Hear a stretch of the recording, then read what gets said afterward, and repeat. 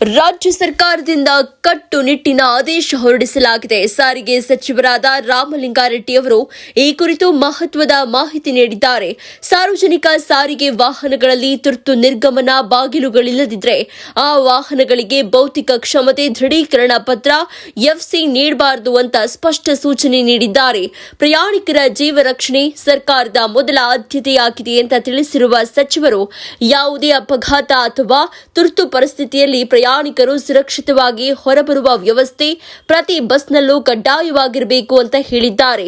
ಇದೇ ವೇಳೆ ಬಸ್ಗಳಲ್ಲಿ ಯಾವುದೇ ರೀತಿಯ ಸ್ಫೋಟಕ ವಸ್ತುಗಳನ್ನು ಸಾಗಿಸಬಾರದು ಅಂತ ಕಟ್ಟುನಿಟ್ಟಿನ ನಿರ್ದೇಶನ ನೀಡಲಾಗಿದೆ. ಸುರಕ್ಷತಾ ದೃಷ್ಟಿಯಿಂದ ಪ್ರಯಾಣಿಕರನ್ನ ಹೊರತುಪಡಿಸಿ ಅನಗತ್ಯವಾದ ಲಗೇಜ್ಗಳು, ಸಂಶಯಾಸ್ಪದ ವಸ್ತುಗಳು ಸಾರ್ವಜನಿಕ ಸಾರಿಗೆಗಳಲ್ಲಿ ಸಾಗಿಸದಂತೆ ಕಠಿಣ ಕ್ರಮಗಳನ್ನು ಕೈಗೊಳ್ಳಲಾಗ್ತಾ ಇದೆ ಅಂತ ಸಚಿವರು ಸ್ಪಷ್ಟಪಡಿಸಿದ್ದಾರೆ. ಈ ನಿಯಮಗಳನ್ನು ಉಲ್ಲಂಘಿಸುವ ವಾಹನಗಳ ವಿರುದ್ಧ ಕಾನೂನು ಕ್ರಮ ಕೈಗೊಳ್ಳಲಾಗುವುದು, ಅವಶ್ಯಕವಿದ್ದರೆ ಬಸ್ಗಳ ಸಂಚಾರವನ್ನೇ ಸ್ಥಗಿತಗೊಳಿಸಲಾಗುವುದು ಎಂಬ ಎಚ್ಚರಿಕೆಯನ್ನು ನೀಡಿದ್ದಾರೆ.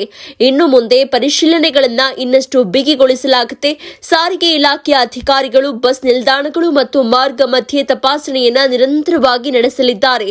ಪ್ರಯಾಣಿಕರು ಕೂಡ ಸಹಕರಿಸಬೇಕು. ಸಂಶಯಾಸ್ಪದ ವಸ್ತುಗಳು ಕಂಡುಬಂದಲ್ಲಿ ತಕ್ಷಣವೇ ಸಿಬ್ಬಂದಿಗೆ ಅಥವಾ ಅಧಿಕಾರಿಗಳಿಗೆ ಮಾಹಿತಿ ನೀಡಬೇಕು ಅಂತ ಸಾರಿಗೆ ಸಚಿವ ರಾಮಲಿಂಗಾರೆಡ್ಡಿ ಮನವಿ ಮಾಡಿದ್ದಾರೆ. ಸುರಕ್ಷಿತ ಪ್ರಯಾಣವೇ ಸರ್ಕಾರದ ಗುರಿ. ಜನರ ಜೀವ ರಕ್ಷಣೆಗೆ ಯಾವುದೇ ರೀತಿಯ ನಿರ್ಲಕ್ಷ್ಯವನ್ನು ಸಹಿಸಲಾಗುವುದಿಲ್ಲ ಅಂತ ಸಾರಿಗೆ ಸಚಿವರು ಖಡಕ್ ಸಂದೇಶ ನೀಡಿದ್ದಾರೆ. ಮತ್ತಷ್ಟು ಸುದ್ದಿಗಳಿಗಾಗಿ ನೋಡ್ತಾ ಇರಿ ಪಬ್ಲಿಕ್ ನ್ಯೂಸ್ 24x7. ಇದು ಸತ್ಯದ ಧ್ವನಿ.